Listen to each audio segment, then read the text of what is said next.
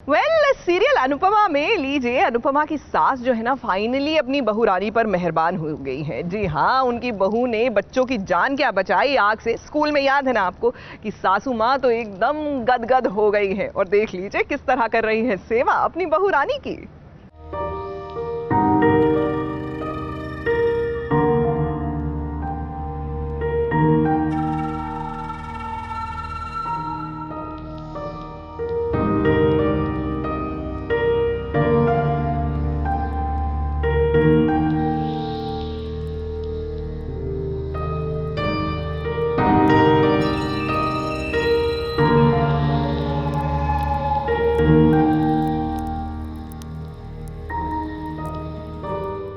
हम यकीन के साथ कह सकते हैं कि ऐसा नजारा आपने अब तक कभी नहीं देखा होगा सीरियल अनुपमा में।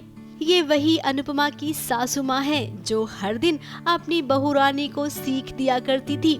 यहाँ तक कि अनुपमा को ये ताने भी सुनाया करती थी। लेकिन आज इस सासू माँ को अपनी बहू पे बहुत फक्र है। फक्र इतना हुआ है कि देखिए अपनी बहू रानी अनुपमा को कैसे अपने हाथों से जूस पिला रही है।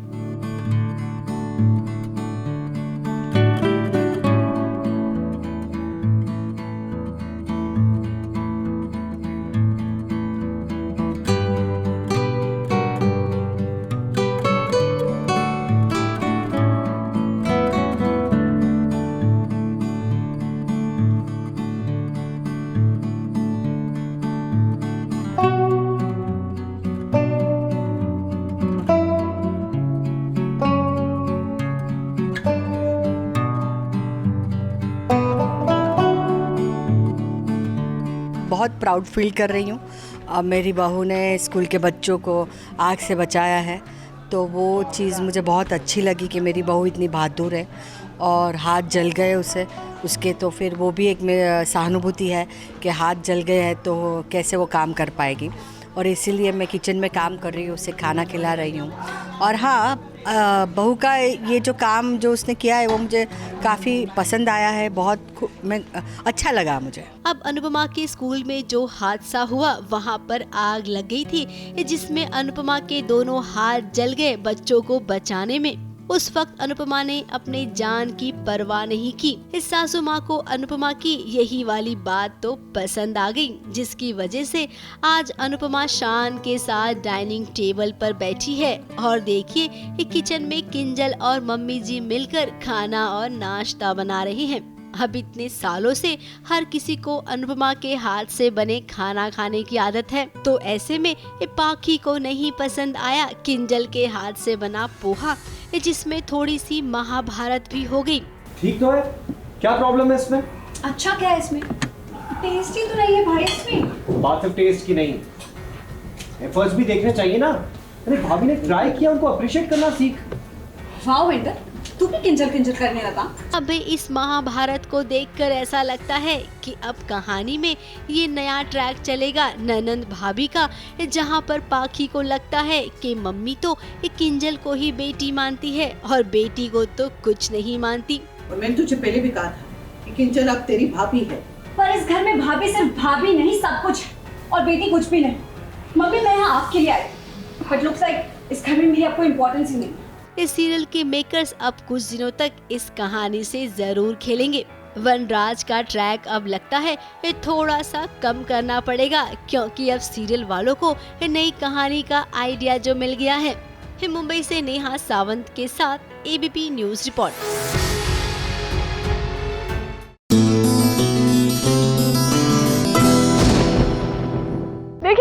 आपसे वादा कर ही चुके हैं कि हम आपसे जुदा होने नहीं वाले, लेकिन एक वादा तो हमारी तान्या शर्मा ने भी किया है। जी हाँ, वो कौन सा साथिया है जिससे ये आज के दिन यानी प्रॉमिस डे के दिन कर रही हैं प्रॉमिस, चलिए जान लेते हैं।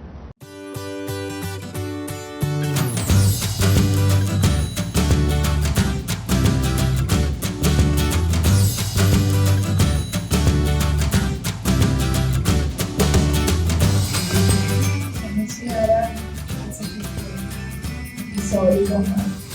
Actually, don't do something.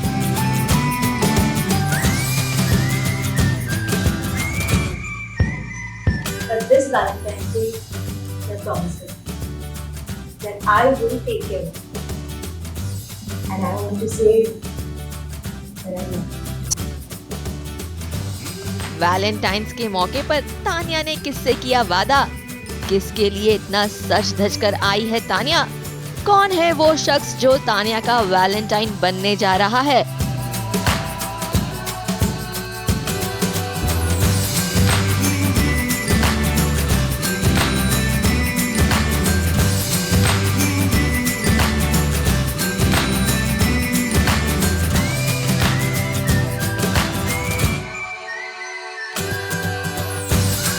Tania ने अपने किसी खास के लिए वैलेंटाइंस की शाम को एकदम खूबसूरत तरीके से सजाया है। वैलेंटाइन वीक्स चल ही रहा है तो तानिया ने सोचा क्यों ना इस मौके का फायदा उठाया जाए और कुछ प्यार के कस्में वादे खाई जाए। और ये प्यार के कस्में वादे तानिया डिजिटल प्लेटफॉर्म पर ले रही है। एक शॉर्ट फिल्म के जरिए वैलेंटाइंस वीक शुरू हो गया है और वैलेंटाइन के मौके पर हर कोई अपने पार्टनर को पैम्पर करने में लगा होता है, लेकिन वैलेंटाइंस पर खुद से भी प्यार करना उतना ही जरूरी है। ये मैसेज लेकर आई है तानिया शर्मा। मेरा फेवरेट केक है रेड वेलवेट। फेवरेट केक तो है ही रेड वेलवेट, लेकिन आज जो मैं एक शॉर्ट फिल्म शूट कर रही हूँ उसका नाम भी रेड वेलवेट है। इट्स अ वैलेंटाइन स्पेशल और इसका जो टॉपिक है वो बहुत ही स्वीट और मच नीडेड है। सो जो हमारी जो वैलेंटाइन डे की स्टोरी है it comes with a twist और जब आप देखेंगे आपको भी अच्छी लगेगी। अपने डिजिटल शॉर्ट फिल्म के जरिए बता रही है कि खुद से प्यार करना कितना जरूरी है। और देखिए ना तानिया ने अपने लिए क्या क्या तैयारियां की है। अपने लिए पूरा वैलेंटाइन का माहौल डेकोर किया और साथ ही साथ रेड वेलवेट केक भी अरेंज किया। लेकिन इन सब के अलावा तानिया अपने इस रेड एंड हॉट ड्रेस में बहुत ही फब रही थी और अगर तानिया को इस लुक में कोई भी देखे तो वो वैलेंटाइंस के लिए उनको जरूर प्रपोज कर देगा। दिस इज़ वैलेंटाइन स्पेशल तो ऑब्वियसली खुद को पैम्परिंग करना, अपने पार्टनर को पैम्पर करना ये बहुत इंपॉर्टेंट है। एटलीस्ट ऑन वैलेंटाइन डे तो कर लो यार। सो हम भी कुछ ऐसा ही कर रहे हैं। तो बस देख लेना, प्यार कर लेना बस। 2020 में जिसकी हमें सबसे ज़्यादा ज़रूरत थी और हम कैरी फॉरवर्ड करें हम उसे 2021 में भी और पूरी लाइफ में, उस टॉपिक पे है और बहुत ही स्वीट स्टोरी है। मैं ज़्यादा सरप्राइज़ नहीं खोलना चाहती क्योंकि आप देखोगे तो ही आपको अच्छी लगेगी। वैलेंटाइंस पर खुद को पैम्पर करने के लिए तानिया ने ढेर सारी खास तैयारियां की, खूब अच्छे से मेकअप भी किया।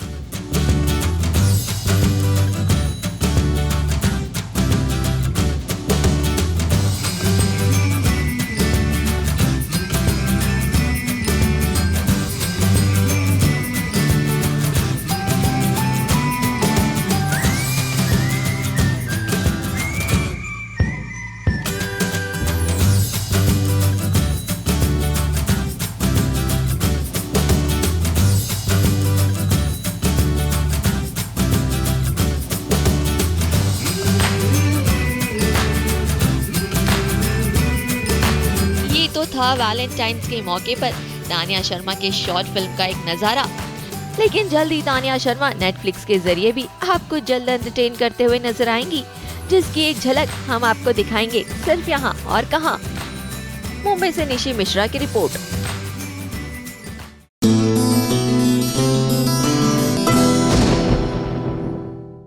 और चलिए अब बात करते हैं दुर्गा माता की छाया की। जी हाँ, वैसे भी यहाँ पर इतनी धूप हो गई है, सूर्यदेव का प्रकोप बढ़ता जा रहा है, उनका तेज बढ़ता जा रहा है कि माता की छाया में चलने में ही सद्बुद्धि है। तो चलिए ना आपको सीधा सीरियल की ओर ले चलते हैं जहाँ पर दुर्गा जो है ना वो 50 साल पहले पहुंच गई है, यानी कि अपने पुनर्जन्म में। एंड गेस व्हाट, 50 साल पहले इनका पति जो था वो डाकू था। इस जन्म में मानसिक स्थिति जो है वो गड़बड़ाई हुई है, पिछले जन्म में डाकू था। लेकिन एक चीज जो कॉमन है वो ये कि तब भी वो अपने पति की जान बचा रही थी, अब भी वही कर रही हैं।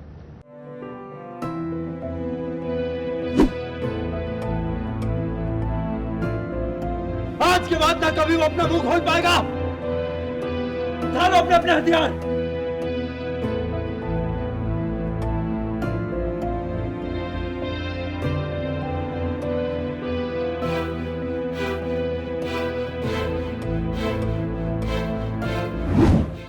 चमत्कार हो गया भाई, चमत्कार। दुर्गा दुर्गा के साथ एक ऐसा अजूबा हुआ है जो आप सपने में भी नहीं सोच सकते।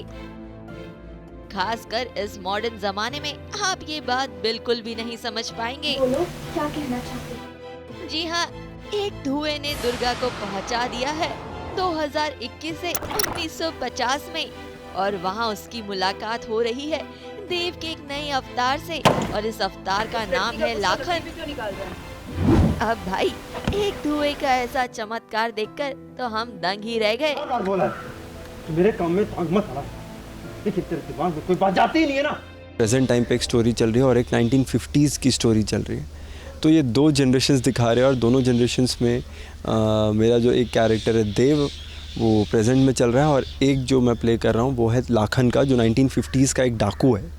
तो ये एक्चुअली हम लोगों ने ऐसा दो जनरेशन किया है, एंड दुर्गा जो है वो पुराने जनरेशन में चली गई है, मतलब वो पास्ट में आ गई है, और जब वो पास्ट में मुझे देखती है तो शी रियलाइजेस कि अरे ये तो देव है। तो ये मेरा पिछला जन्म का स्टोरी चल रहा है, तो और यहाँ पे मैं डाकू प्ले कर रहा हूँ। 1950 का लाखन ही 2021 का देव है, तो अभी मैं 1950 में आ गई हूँ, और लाखन का मतलब देव पुनर्जन्म है, लाखन 1950 में है, वही देव है। सो देव और लाखन दोनों एक ही हैं। 1950 में दुर्गा पहुंची भी, और वहां पर अपने देव जैसे दिखने वाले लाखन को बचाया भी, और खुद पर गोली खाई। इसीलिए लगता है लाखन दुर्गा को अपने साथ ले आया है, और उसे अपने साथ ही रखना चाहता है, क्योंकि दुर्गा के लाख पूछने पर भी लाखन अपनी चुप्पी नहीं खोल रहा है, और उसकी आंखों से यही लगता है कि उसे दुर्गा से लव एट फर्स्ट साइट हो गया है। एक नाम लिया ना देव, ये कौन? लाखन को बचा रही हूँ एक इंसानियत के नाते, शायद कि मैंने देखा कि पुलिस वाला उस पर गोली चला रहा है, और मैं आकर सामने खड़ी हो जाती हूँ, और वो गोली गलती से मेरे ऊपर चल जाती है। देव बने 1950 के लाखन दुर्गा के सामने नहीं, बल्कि उनके पीठ पीछे बहुत गुस्सा दिखा रहे हैं, लोगों को मारने की बात कर रहे हैं, तो वहीं एकदम पुराने फिल्मों की गुंडों की तरह अपने टोली की इस बंदी को धमका भी रहे हैं।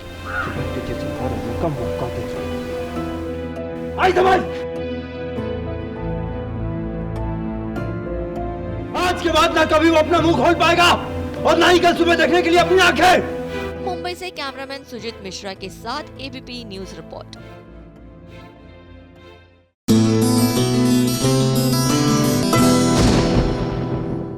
देखिए, सीरियल इमली में आदित्य ने मांग ली है माफी मालिनी से, इमली से नहीं। वो क्या है ना कि इमली की मौजूदगी में उन्होंने मालिनी की बेइज्जती कर दी, मतलब अपमान कर दिया।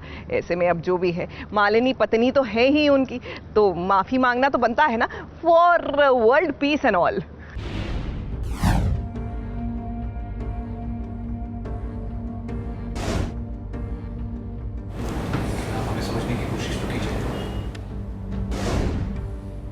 गुस्से में आदित्य का खुद पर काबू नहीं रहता है।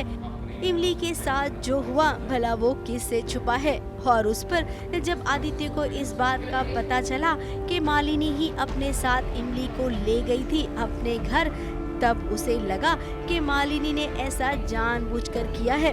सबके सामने उसने मालिनी को बहुत बुरा भला कहा, लेकिन बाद में जब उसका गुस्सा शांत हुआ तब उसे समझ आ गया कि भाई उसने बहुत ही गलत किया। उसे पछतावा है कि सबके सामने मालिनी के साथ ऐसा व्यवहार नहीं करना चाहिए था। अब मालिनी के बारे में तो हम सब जानते हैं, वो हमेशा इमली के बारे में सोचती है, इमली को हमेशा हर बुराई से बचाती है। फिर ऐसे में वो भला खुद कैसे इमली के बारे में गलत कुछ कर सकती है। आज आदित्य के सामने मालिनी ने जवाब भी दे दिया और उससे कुछ सवाल भी पूछे। अब देखिए, एक कहानी में यही तो होना था। दो पत्नियों के बीच फंसे आदित्य को अब हर बार मालिनी के सवाल का जवाब देना पड़ेगा।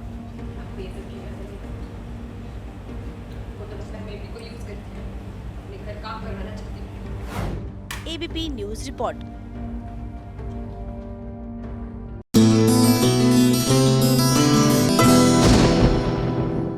भैया, ये जो वायलेंट लोग होते हैं ना, जो मार धार करने के लिए तैयार रहते हैं, बिल्कुल मुझे समझ नहीं आते। मतलब आपको अगर कोई नहीं पसंद तो बोल दो ना भैया, मुझे तुम्हारी शक्ल नहीं पसंद। अब घुसे लात वात मारना शुरू कर दोगे तो अच्छी बात नहीं होती ना। आप किसकी बात कर रहे हैं भाई? धरा की सास की, यानी कि पंड्या स्टोर्स में जो सासू माँ है यूं तो लकवाग्रस्त है। जी हाँ, हाथ पैर चल नहीं रहे, लेकिन बहुरानी को लात मारते वक्त बिल्कुल बीमारी का एहसास नहीं था इनको।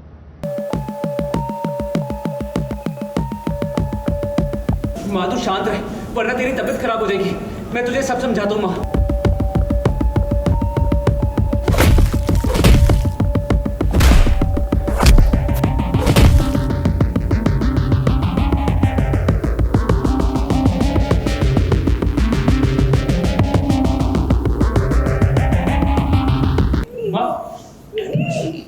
माँ तू शांत रह, वरना तेरी तबीयत खराब हो जाएगी। अम्मा जी के अंगने में कोई और आके रहना चाहे, भला ये कहाँ मंजूर होगा अम्मा जी को।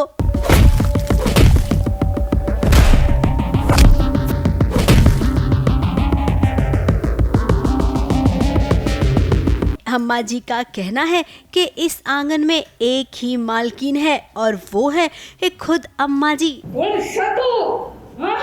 मेरे बेटे को बोलने के लिए मेरे पास है तो नहीं आई। सासू माँ ने धरा को कुछ इस कदर लात मारी कि बहुरानी के मन से आवाज निकली कि बहुत जान है रे बुढ़िया तेरे पैरों में।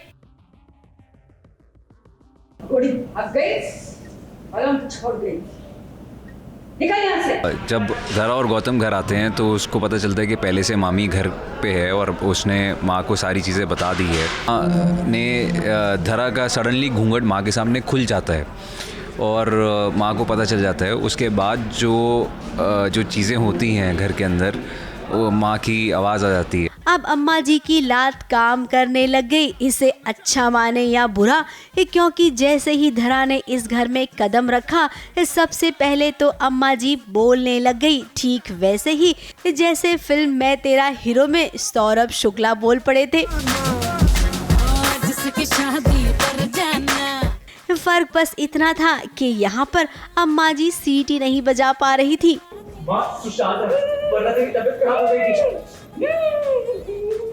क्या हो रहा है माँ? लेकिन कोई नहीं, अम्मा जी सीटी नहीं बजा पा रही थी, लेकिन अम्मा जी ने लात जरूर चलाया।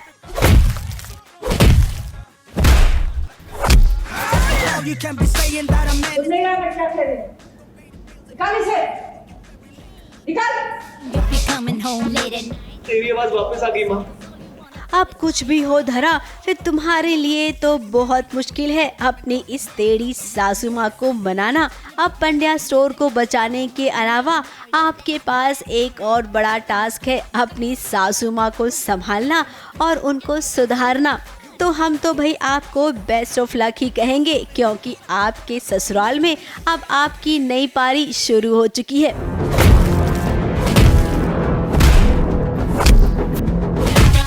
जोर का झटका है जोरों से। मुंबई से नेहा सावंत के साथ एबीपी न्यूज रिपोर्ट।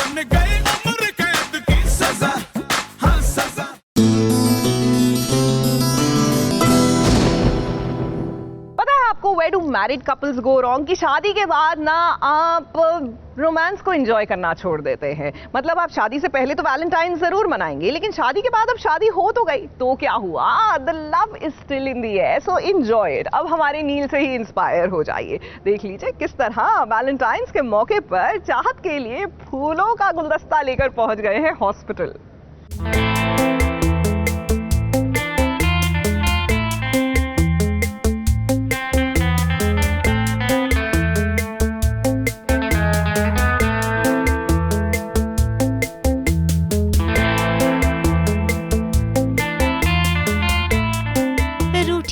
चाहत को मनाने के लिए नील के पास आज बहुत ही अच्छा दिन है। उससे माफी मांगने का, उसके चेहरे पर मुस्कुराहट लाने का ये सबसे अच्छा दिन होगा। अब वो क्या है ना, वैलेंटाइंस डे आने को है, तो नील ने सोचा कि क्यों ना लाल गुलाब का फूल देकर अपनी पत्नी को मना लूं।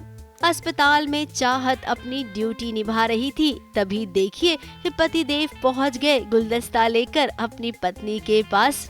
अब कौन सी पत्नी होगी जो पतिदेव इतने प्यार से मनाने आए और वो माने ना, तो भाई चाहत भी मान गई और देखिए कैसे उसने झट से नील को गले लगा लिया।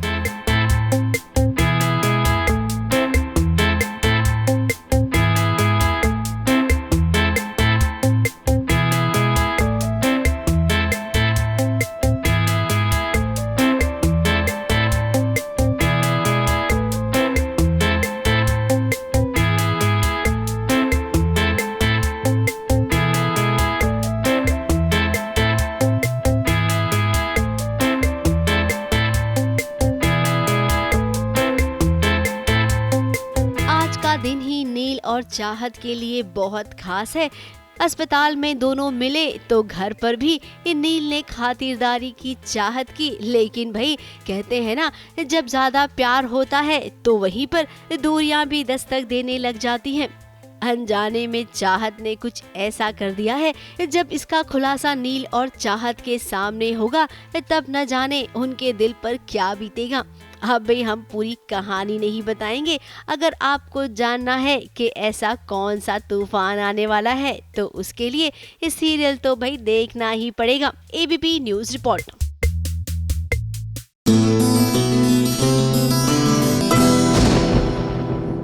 भाई सीरियल ये है चाहते में आज खुलेगा राज कि आखिरकार कौन है रुद्राक्ष के पिता का कातिल। जी हाँ, ये जो होता है ना कातिल फाइंडिंग वाला राज, I tell you this is the most exciting राज। मतलब this is totally thriller type feeling, नहीं?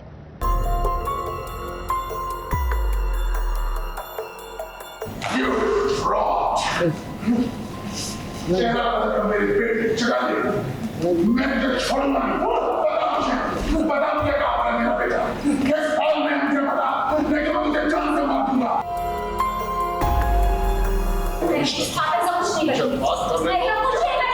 पीछे हटो, बात करें मुझे।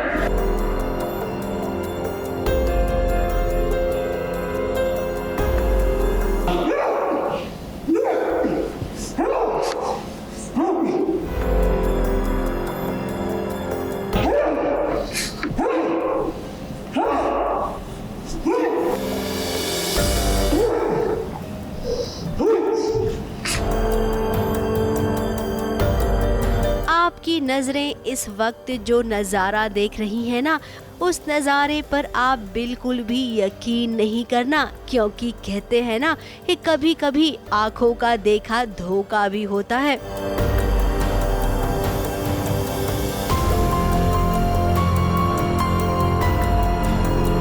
तो इस वक्त आपके सामने ये आंखों का धोखा ही है, जहां पर रुद्राक्ष अपने ही पिता का खून कर रहा है। अब ये सब महिमा की महिमा है भाई, जो कभी भी किसी से कुछ भी करवा सकती है।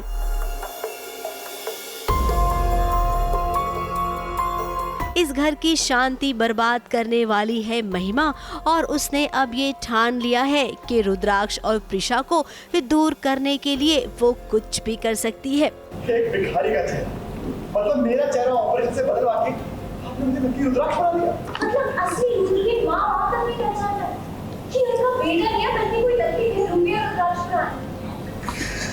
इतना बड़ा धोखा दिया उन्होंने, आप मेरा वो नहीं होगा तो। अब पापा जी ने महिमा और रुद्राक्ष की बातें सुन ली थी, जिसके चलते उन्हें सारी सच्चाई का पता चल गया था, और पापा जी का ये सच महिमा का पर्दाफाश कर सकती थी। अब पापा जी को जब सच का पता चल गया तो महिमा का खेल खत्म ऐसा लगा महिमा को, इसीलिए उसने तो रुद्राक्ष को मोहरा बनाकर खुद पापा जी को ही खत्म कर दिया। अब आप सोच रहे होंगे कि रुद्राक्ष अपने पापा से कितनी नफरत करता है ना, वो ऐसा कर सकता है, लेकिन आपको ये बता दे कि ये रुद्राक्ष नहीं है, बल्कि रुद्राक्ष का हमशक्ल है, जिसे किसी और ने नहीं बल्कि महिमा ने ही लाया है। अब एक कहानी में बहुत ही झोल झाल है। महिमा के इस झोल को पकड़ने के लिए प्रिशा को अब न जाने क्या क्या करना पड़ेगा। अब लव स्टोरी की कहानी को छोड़कर अब ये शो एक जासूसी वाला शो बन गया है। मुंबई से नेहा सावंत के साथ एबीपी न्यूज रिपोर्ट।